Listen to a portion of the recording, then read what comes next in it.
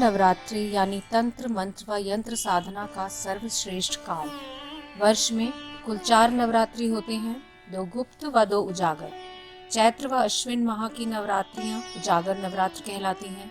आषाढ़ व माघ माह की नवरात्रि गुप्त नवरात्रि के नाम से प्रसिद्ध हैं। ये तंत्र मंत्र व यंत्र साधना का सर्वश्रेष्ठ काल मानी जाती हैं। यह चारों ही नवरात्र ऋतु परिवर्तन के समय मनाए जाते हैं।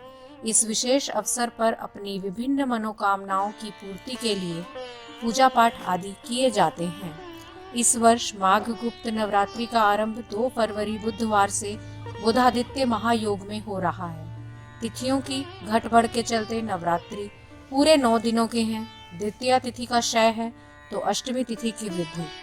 2 फरवरी बुधवार को नवरात्रि की घट स्थापना शुभ मुहूर्त में होगी।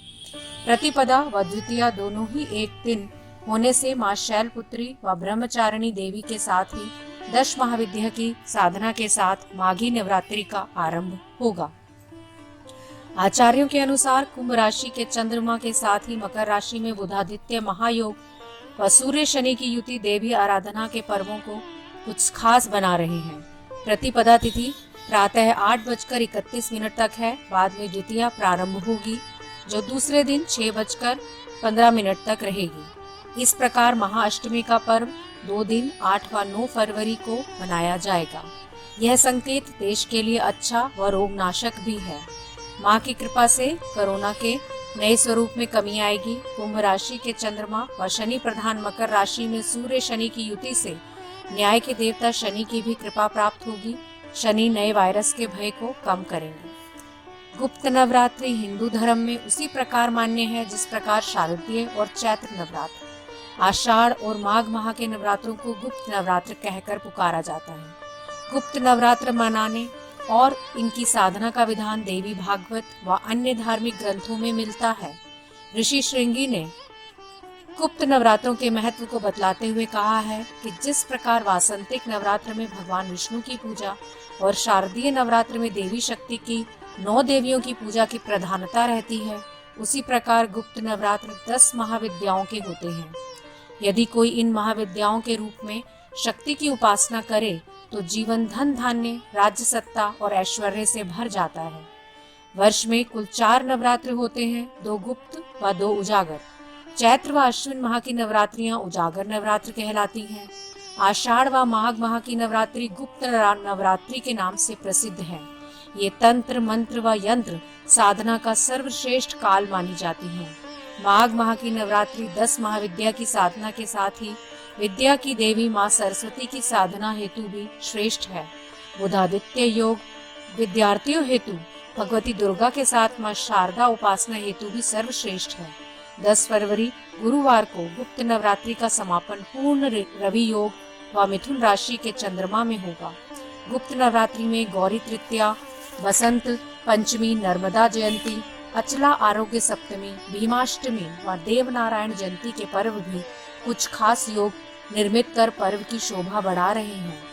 गुप्त नवरात्रि में घट स्थापना, उपवास व दुर्गा सप्तशती के 700 महामंत्रों के साथ मां की प्रसन्नता हेतु आहुतियां भी दी जाती हैं।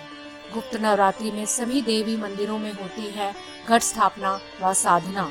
नव कन्याओं के पूजन के साथ ही पर्व का समापन होता है। माघ नवरात्रि में पंचमी तिथि सर्व प्रमुख मानी जाती है। इसे श्री पंचमी, वसंत पंचमी और सरस्वती महोत्सव के नाम से पुकारा जाता है। प्राचीन काल से आज तक इस दिन माता सरस्वती का पूजन अर्चन किया जाता है।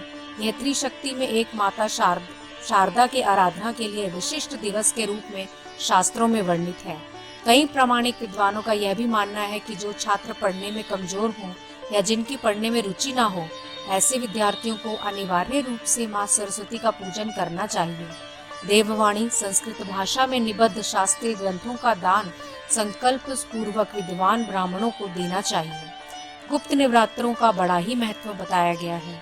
मानव के समस्त रोग दोष व कष्टों के निवारण के लिए गुप्त नवरात्र से बढ़कर कोई साधना काल नहीं है। श्री वर्चस्व, आयु, आरोग्य और धन प्राप्ति के साथ ही शत्रु संहार के लिए गुप्त नवरात्रि में अनेक प्रकार के अनुष्ठान व व्रत उपवास के विधान शास्त्रों में मिलते हैं। इन अनुष्ठानों के प्रभाव से मानव को सहज ही सुख व अक्षय ऐश्वर्य की प्राप्ति होती है।